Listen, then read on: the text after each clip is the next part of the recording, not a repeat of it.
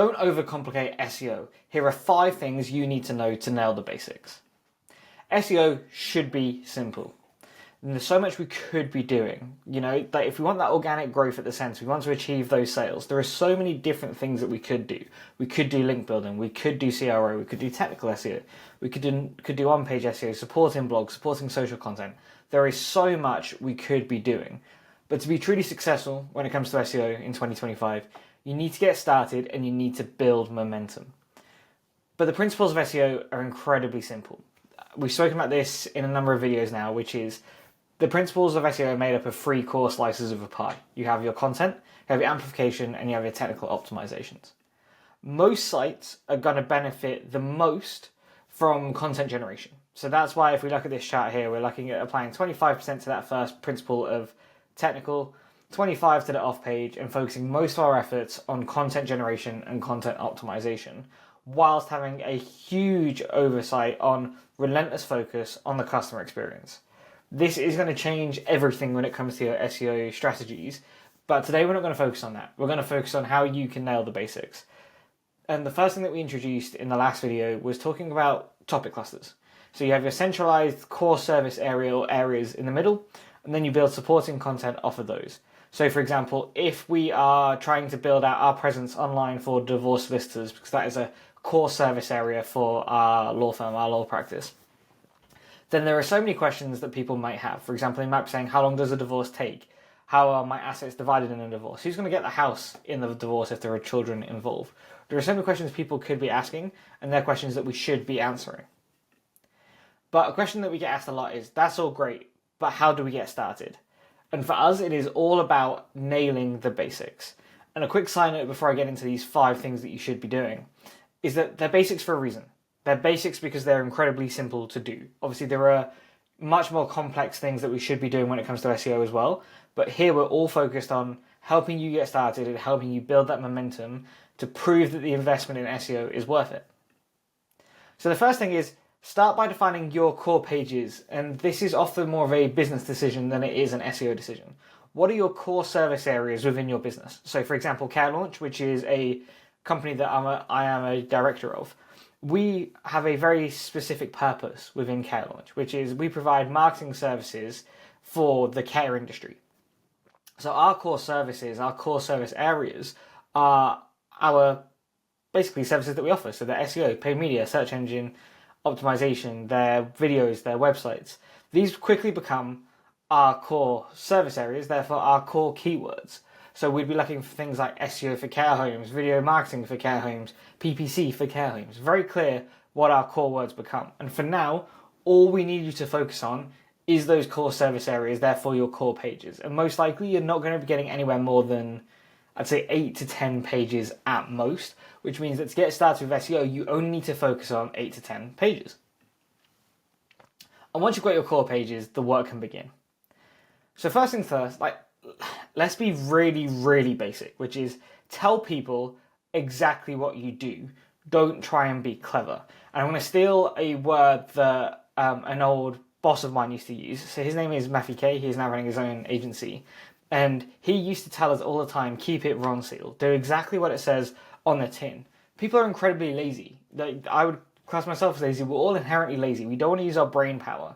So don't make people think. Tell people exactly what it is that you do.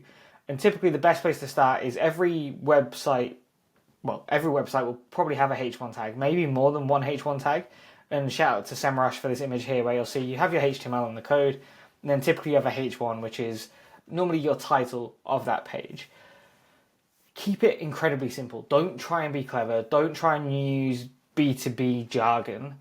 Just say exactly what it is that you do. So the example for 𝗀 is we help care homes maximize occupancy with self-funding families.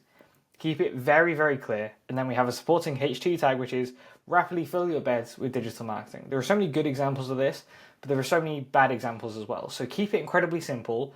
Don't make people think. And the other thing that you're also doing there is you're making it incredibly easy for search engines like Google to understand what that page is about as well. And do the exact same thing for your page titles and meta descriptions. So these are things that you won't see on the website. You would see them on the Google search engine results page. So for example, I've Googled 𝗀𝗲𝗀 here, and you can see our page title, our meta page title is 𝗀𝗲𝗀, UK's best care providers marketing partner. And then we explain exactly what we do within the meta description. Now there are character limits to these, and there are some great tools that you can Google. If you just Google like SEO meta title limits, there will be tools that will help you stay within those limits. And it's just a bit of trial and error to get there, but keep it 𝗏𝗀. Keep it incredibly simple as to what you do. Help users and search engines categorize what your pages are about. Next, tell people what to do next. So they've come to your website, and they've come to your website for a reason. Now, if we're only focusing on your core pages for now, they must have Googled something or searched for something related to that core service. For example, they may have searched SEO for care homes. That is incredibly high intent search term to have found that page. So most likely, if they have been able to qualify themselves in and like the language that we're using on that page, they're going to want to know what's next. And again, remember, we're telling you, people are fundamentally and inherently lazy. So we need to get people to use as little brain power as possible.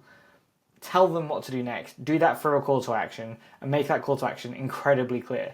Don't try and hide that with a hyperlink within the text. Put a button on your website. Now, most sites should be able to do that by default. You might need to add like a WordPress plugin, or if you can't do that, you may need to speak to a developer, but the cost of doing so will be massively outweighed by the return.